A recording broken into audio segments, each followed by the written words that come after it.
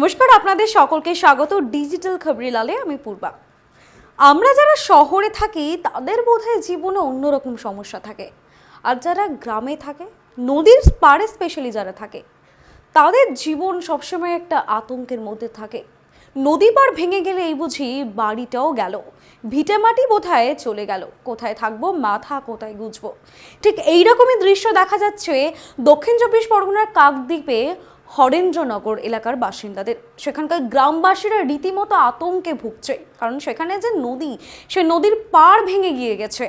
আর গত বছরের বর্ষায় নদীর পাড় যে সংস্কার হয়, সেই নদীর সংস্কার কিন্তু ঠিকভাবে হয়নি পারে, সেই তো ফোঁস রয়েছে। সেই নিয়ে স্থানীয় সূত্রে জানা যাচ্ছে মানুষজন কিন্তু কথাও বলছেন। তবে এই যে পাড় ভেঙে গেল, মানুষজন এবার কোথায় যাবেন, কি করবেন, সেখানকার দৃশ্য দেখে সত্যি শিউরে ওঠার মতো। চলুন দেখি যে সেখানকার কি পরিস্থিতি। দক্ষিণ চব্বিশ পরগনার কাকদ্বীপের রামগোপালপুর গ্রাম পঞ্চায়েত এলাকার হরেন্দ্রনগর ঘাটের কাছে গোবদিয়া নদীতে হুড়মুড়িয়ে ভেঙে গেল 250 মিটার মতো নদীর বাঁধ।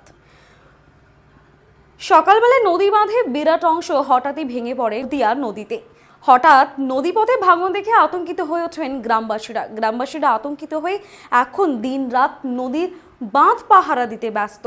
স্থানীয় সূত্রে জানা যাচ্ছে গত বর্ষায় জরাজীর্ণ এই বাঁধ সংস্কার ঠিকভাবেই হয়নি। হঠাৎ নদীর এমন বাঁধ ভেঙে যাওয়াতে ভাবিয়ে তুলেছে গ্রামবাসীদের। জোয়ারের জল ইতিমধ্যেই গ্রামে ঢুকতে শুরু করে দিয়েছে। জমিতে এবং স্থানীয় মানুষের বাড়ির উঠোনে পর্যন্ত জল চলে গিয়েছে। কিছু কিছু ঘরের দেওয়াল ফাটল ধরেছে। পুকুরের বাঁধ ভেঙে নদীতে চলে গিয়েছে সমস্ত মাছরাও সেখানে নদীতে।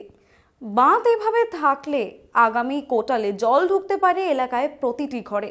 প্রশাসনের পক্ষ থেকে এলাকার মানুষদের অন্যত্র সরিয়ে নিয়ে যাওয়ার জন্য প্রাথমিক চিন্তা ভাবনা শুরু করেছেন। প্রচুর ক্ষতি হয়েছে এই কয়েকটা পরিবার। তারপরে এদের পুকুরে মাছ টাছ ছিল, তো এর আগে এইখানটাই স্লিপ করেছিল।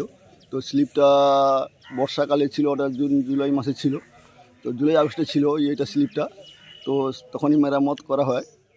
তারপরে আবার এই সময়টা হঠাৎ যেভাবে স্লিপটা নেমে যাওয়ার পরে একদম নদী পার সমেত টেনে নিয়ে গেছে। সঙ্গে সঙ্গে আমরা বিধায়ক সাহেবকে ফোন করি, বিধায়ক সাহেব ইরিগেশন ডিপার্টমেন্টকে ফোন করে সঙ্গে সঙ্গে ত্বরান্বিতভাবে গতদিনকার বিডিও সাহেবও এসেছিলেন।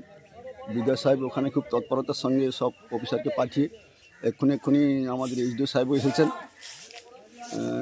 কাজ চলছে। কাল রাত্রে এখানকার পাড়ার সমস্ত শ্রমিকদের দিয়ে আমরা যতটা পেরেছি মোটামুটি জলটাকে রোধ করার মতন করেছি। এখন আমাদের সহসা সরকার বাহাদুরের কাছে একটাই আবেদন থাকবে যে নদী ভাঙন রোধটা করতে হবে। যে ওই নদীটাকে কীভাবে মানে যে খেয়ে আসছে, স্লিপ করে আসছে, ওইখানে স্রোতটাকে আটকিয়ে কীভাবে নদী ভাঙনটাকে রোধ করা যায়, তার জন্য আমি সরকার বাহাদুরের কাছে আমাদের এই এলাকার সমস্ত মানুষের পক্ষ থেকে এবং এই যে ভাঙন যাতে রোধ হয় তার জন্য আমি আবেদন জানাচ্ছি। আপনার নাম? আমার নাম তুষারকান্তি পাল।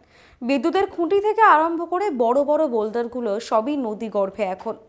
তাদের দাবি এই সময়ে যদি এই বাঁধ মেরামত না হয় তাহলে সামনের বর্ষায় গোটা এলাকা কার্যত প্লাবিত হয়ে যাবে। খবর পেয়ে ঘটনাস্থলে আসেন সেচ দপ্তরের আধিকারিকরা। মাপঝোঁক শুরু হয়। আপাতত অস্থায়ীভাবে বাঁধটি মেরামতের কাজ চলছে। এলাকার মানুষের দাবি, গ্রামকে সুরক্ষিত রাখতে গেলে কংক্রিটের বাঁধ অবশ্যই দরকার, না হলে কোনোভাবেই এই বাঁধ ভাঙন থেকে রোকা যাবে না। এইটা তো হট করে ধসলে টেনেলে বলিতে রাতারাতি এখন কোনো করতে পারিনি। মা জল এমন জলমঙ্গ হয়েছে কোনো গুছিয়ে দিয়েই পারিনি। আমরা ছেলে পুলেলে এখন অনেক কী করবো, গরু বাছুর টানাটানি করে আমরা সেরে পালিছি। আইসে যখন দেখি তরঙ্গ, আমার ধান গাদা সমস্ত ব্যাগ জয় হয়েছে। এর আগে কি ফাটল হয়েছিল? না, কিছু হয়নি, হঠাৎ হয়েছে রাতারাতি। তারপরে পুকুরের মাছ আর হটে সমস্ত হাঁস মুরগি সব তো টেনে পালিছি। হঠাৎ হওয়ার জন্য কী করবো, এখন টাকা ছাকালে জীবন বাঁচার তরে আমার সেরে পালিছি, করার কিছু নেই। আপনার নাম? আমার নাম সুমিত্রা পাল।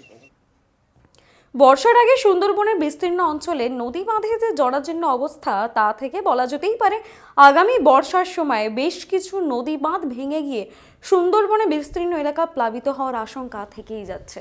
সত্যিই তো তাই। বর্ষা আসলে আমরা যে দেখতে পাই চারিদিকে ভরাডুবি, প্লাবিত হয়ে যাচ্ছে, মানুষজন কোথায় মাথা গুঁজবে সেই নিয়ে তো হাহাকার লেগে যায়। তাহলে এই বর্ষার আগে যদি নদী বাঁধগুলি ঠিকভাবে সংস্কার না করা হয়, এই খেটে খাওয়া গ্রামবাসীর মানুষগুলো কোথায় যাবে সেই নিয়ে তো সত্যিই প্রশ্ন থেকে যাচ্ছে। আর অবিলম্বে ইতিমধ্যেই যে বাঁধ ভেঙে গিয়েছে সে বাঁধ যদি সংস্কার না করা যায় তাহলে কিন্তু ভয়াবহ পরিস্থিতি তৈরি হবে, এমনটাই কিন্তু দেখা যাচ্ছে গ্রামবাসীদের আতঙ্কের মধ্যে। সমস্ত আপডেটের জন্য দেখতে থাকুন ডিজিটাল খবরিলাল, আর সাবস্ক্রাইব করতে ভুলবেন না আমাদের ডিজিটাল খবরিলাল ইউটিউব চ্যানেল, এবং হিন্দি আপডেটসের জন্য ডিজিটাল খবরিলাল হিন্দি, কারণ খবর আপনাদের, নজর আমাদের। ডিজিটাল খবরিলাল, খবর আপনাদের, নজর আমাদের।